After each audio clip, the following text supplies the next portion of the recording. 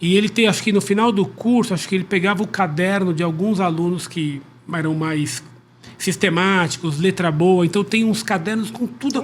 Marcelo, sobre o Império Romano. Mas sai um livro, hein? Não, isso tudo a gente está organizando. A professora Laura também tem nos ajudado nisso. Muitas coisas ela está ajudando para montar material didático, etc. É bastante trabalho. E o livro do Pio XII, sai ou não sai? Bom, eu te pergunto, né, Marcelo? Esse livro tem que sair, Marcelo, porque Pio XII é um dos grandes engodos da história, né? Porque engodo no sentido do lado do historiador. Porque Pio XII, se fala em Pio XII, todo mundo lembra do nazismo. E aqui que está o engodo. Ele não era nazista. Não é. Ele ajudou um monte. Ele deu autorização aos padres para dar certidão de batismo falso para os judeus. Exatamente. Para eles não serem mortos. Salvou um monte de judeus. A Roma virou lugar de esconderijo de judeus. Quem fez essa fama foi a KGB, né? Foi o Passepa, comenta isso no livro dele.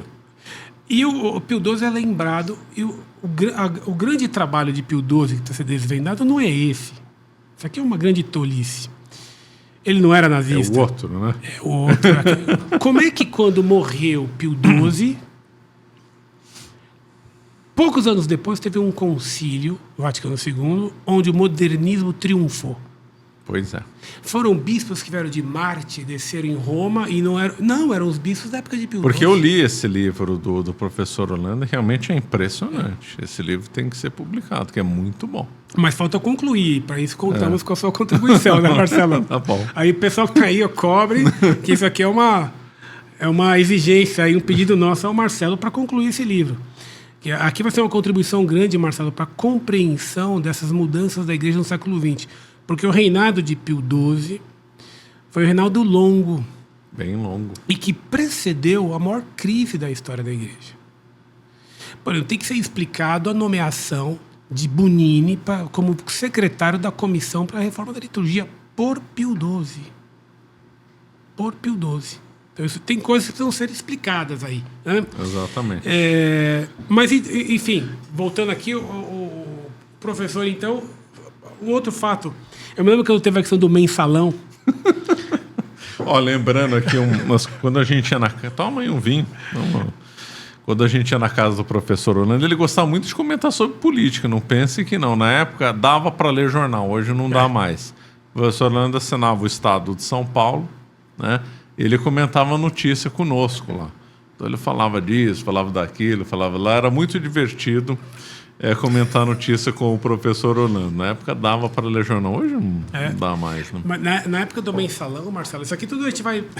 tá nos arquivos dele aí. Na época do mensalão, ele fez uma cronologia dos fatos dia a dia. Ele acompanhava. Nossa, eu não sabia disso. Não. Então, o que o Delúbio disse, aquilo. Etc. Ele era um historiador nato. Historiador nato. Nisso isso, exato. Então, ele compilou, porque ele compreendeu que aquele era um fato histórico relevante. Depois ele se deliciava, né? Ele se deliciava. Nossa, como ele se divertia. Ele comentando do Itamar Franco, em que eu dei de risada. Ele comentando o Cacciola, lembra quando teve a questão do Fonte Sindan? Ele ria porque o Cacciola foi chamado na Câmara dos Deputados e colocou todo mundo no bolso. Depois foi jantar, saiu de lá e foi jantar. Colocou todos eles no bolso. Então ele se divertia da política, ele zombava muito do Sarney. Muito do Sarney.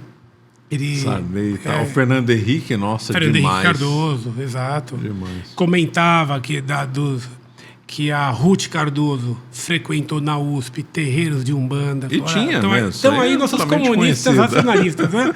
Exato.